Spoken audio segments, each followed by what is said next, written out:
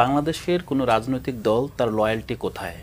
এটা যদি বাংলাদেশের স্বাধীনতা, বাংলাদেশের সার্বভৌমত্ব এবং বাংলাদেশের জনগণের প্রতি দায়বদ্ধ থাকে, তাহলে একটা দলের প্রেসিডেন্ট আপনার পার্শ্ববর্তী দেশ থেকে এসে সে কি আলাপ আলোচনা করেছে মিডিয়ার সামনে বলতে পারবে না বলে জবাব দিয়েছে। পাশাপাশি আমরা যদি গত 3টি নির্বাচনের জন্য আওয়ামী লীগকে দায়ী করি, তাহলে আওয়ামী লীগের বাইরে যদি একটা শক্তি, যে শক্তিটার কারণে আসলে 3টা নির্বাচন সম্ভব হয়েছিল, জাতীয় পার্টিকে কোনোভাবেই আমরা দায়মুক্ত করতে পারি না।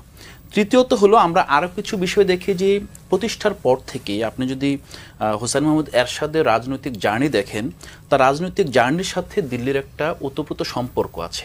সেই সম্পর্কটা এখন পর্যন্ত তার দল বজায় রেখেছে এবং বাংলাদেশে যখনই তাদের প্রয়োজন হয়েছে তারা জাতীয় পার্টিকে সামনে এনেছে, যখনই প্রয়োজন হয়েছে তারা জাতীয় পার্টিকে এখনো মনে করছেন ভারতীয় রেখে দিয়েছে। আড়ে থেকে এখানে এখনো মনে করার বিষয় না, এটা খুব ক্লিয়ার যে জাতীয় পার্টি, তার যে নেতৃত্ব, আপনি যেটা বলছেন তৃণমূল, এই ধরনের পার্টির তৃণমূল বলতে আসলে কিছু নেই, কারণ তৃণমূলের ভয়েসটা এখানে রিফ্লেক্টেড হয় না। তো সেই তৃণমূলকে আপনার এই বাংলাদেশে টিকিয়ে রাখার জন্য সেই নেতৃত্ব তো নয়। তৃণমূলকে কি আপনি এটা পিরামিডটাকে উল্টে দিবেন যে নেতৃত্ব হবে তৃণমূল এবং দলের যারা আছে তারা নিয়ন্ত্রণে থাকবে? তো সেই প্রেক্ষিতে আমরা বিশ্বাস করি বাংলাদেশের সার্বভৌমত্বের স্বার্থে আওয়ামী লীগের যেই প্রশ্নে আমরা যেই অবস্থান নিচ্ছি, জাতীয় পার্টির জন্য এর কোনো ব্যত্যয় ঘটা উচিত নয়।